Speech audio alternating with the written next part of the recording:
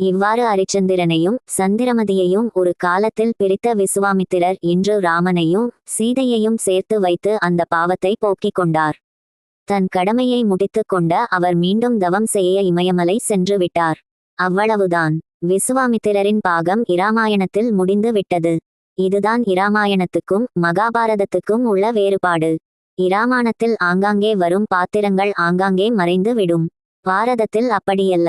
முதலில் அறிமுகம் ஆகும் எந்த கதாபாத்திரமும் கடைசி வரையில் வரும். திரைப்படம் எடுப்பதற்கு பாரதமே நல்ல ஒரு கதை என்றாலும் தவறில்லை. ராமன் சீதை திருமணமும் முடிந்தது. தசரதர் அயோத்திக்கு தன் படை பரிவாரங்கள் ராமன் சீதை மற்ற மகன்கள் உடன் வர கிளம்பினார்.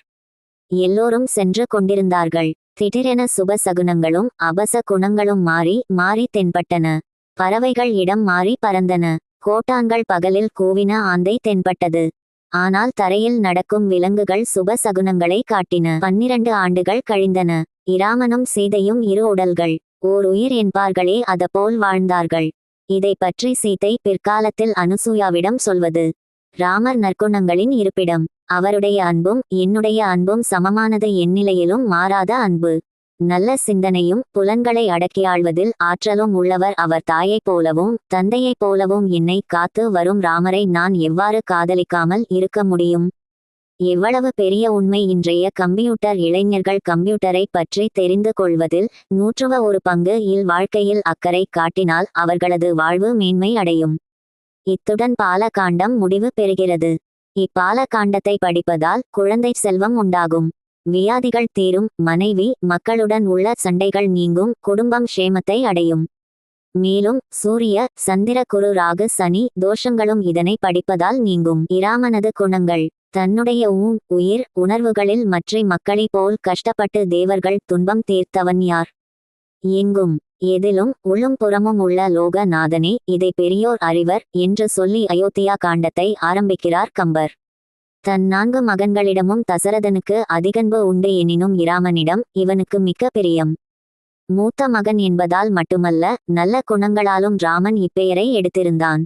என்னென்ன குணங்கள்! நிகரில்லாத அழகன், வீரம் உள்ளவன், நல்ல நெறிகளின் இருப்பிடமானவன், நிதானமான மனமுடையவன், நீதி தவறாதவன், பிறரை குத்தி காட்டுதல் இல்லாதவன், கடுமையான குணம் உள்ளவர்க்கும் இனிமையானவன், தன்னை வென்றவன், 100 தவறுகள் தனக்கு ஒருவன் செய்தாலும் அவன் செய்த ஒரு நல்ல காரியத்தில் மகிழ்பவன், தர்ம நெறி நூல்களில் பயிற்சி உள்ளவன், இன்சொல் பேசுபவன், போய் பேசாதவன், கோபம் இல்லாதவன், உள்ளும் புறமும் தூய்மை உள்ளவன், தரமற்ற பேச்சுக்களை வெறுத்து ஒதுக்குபவன், நீதிமான், மாறாத பேச்சு, திடமான தேகம், களையான முகம், நோயில்லாத உடல், சொல்வன்மை உள்ளவன், ராஜவீதிகள், 4 வேதங்கள், வான சாஸ்திரம் இவற்றில் வல்லவன், வில் வித்தை நிபுணன், பல வித அஸ்திரங்களின் பயிற்சி உடையவன், நினைவாற்றல் நிறைத்தவன், செல்வத்தை கையாளும் திறன் உள்ளவன், நியாயவான், சோம்பல் இல்லாதவன், யுத்த சாஸ்திரம் அறிந்தவன், யுத்தம் செய்வதில் சமர்த்தன், ஆசைகளை அடக்கியவன், இந்திரியங்களை வென்றவன், பொறாமை இல்லாதவன், மக்கள் மனத்தை கவர்த்தவன்,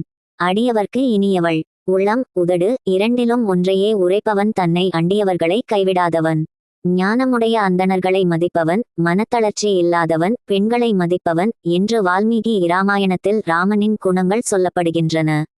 இக்குணங்கள் ஒரு தலைவனுக்கு இருந்தால் அங்கு இராம ராஜ்யம் நடைபெறுவதில் என்ன ஆச்சரியம்?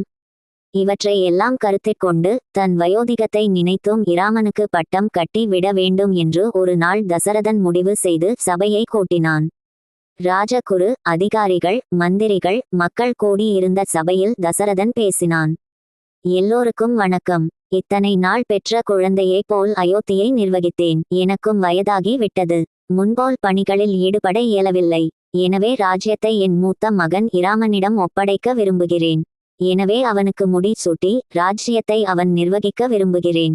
உங்கள் அபிப்பிராயங்களை கூறுவீர். சபையில் கரவோலி செய்து இதனை வரவேற்றனர். உடனே செய்யுங்கள், உடனே செய்யுங்கள் என்ற குரல் எங்கும் ஒலித்தது. பின் தசரதனது உத்தரவுப்படி சித்திரை மாதமாகிய அம்மாதத்திலேயே ராமனுக்கு பட்டாபிஷேகம் செய்வதற்கு வேண்டிய ஏற்பாடுகள் ஆரம்பமாயின. பொன் இரத்தினங்கள், புலித்தோல், காளைகள், தேன், நெய், புதிய ஆடைகள், கொடி, வெண் சாமரங்கள், வெண்கொடை, கள்ளிகள், மலர்கள், பொறி, ரதங்கள், யானைகள், குதிரைகள் இவற்றை சேகரம் செய்ய ஏற்பாடுகள் தொடங்கின. யாக சாலைகள் கட்டப்பட ஆரம்பித்தனர். அரண்மனை வாயில்களிலும் வீடுகளின் வாயில்களிலும் தோரணங்களை கட்ட ஆரம்பித்தனர். எல்லா இடங்களிலும் கொடிகள் கட்டப்பட்டன. ராஜ வீதிகளில் பன்னீர் தெளிக்கப்பட்டது. பாடுபவர்களும் ஆடுபவர்களும் வந்து கூடத் தொடங்கினார். எங்கும் அன்னதானம் தொடங்கியது.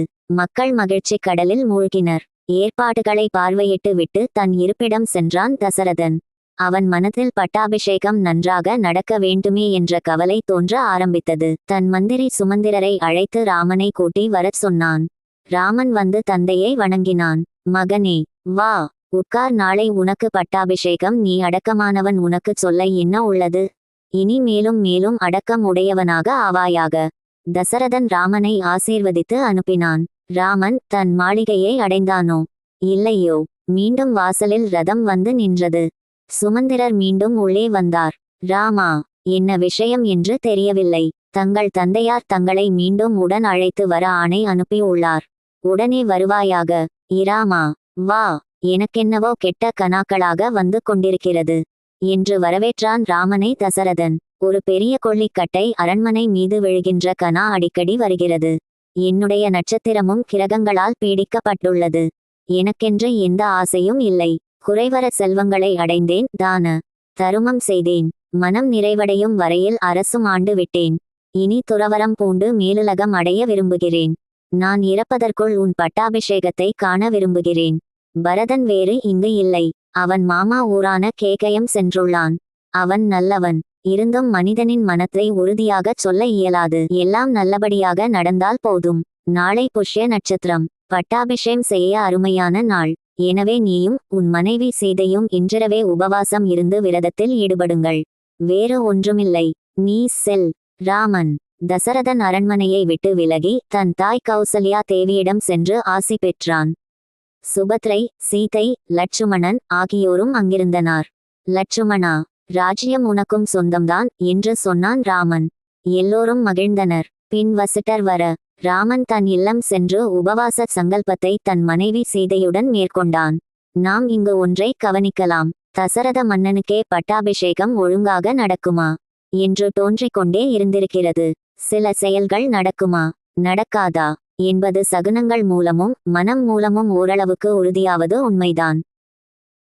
சப்ஸ்கிரைப் பண்ணுங்க, பெல் பட்டன் பிரஸ் பண்ணுங்க, ப்ளீஸ் சப்போர்ட் பண்ணுங்க.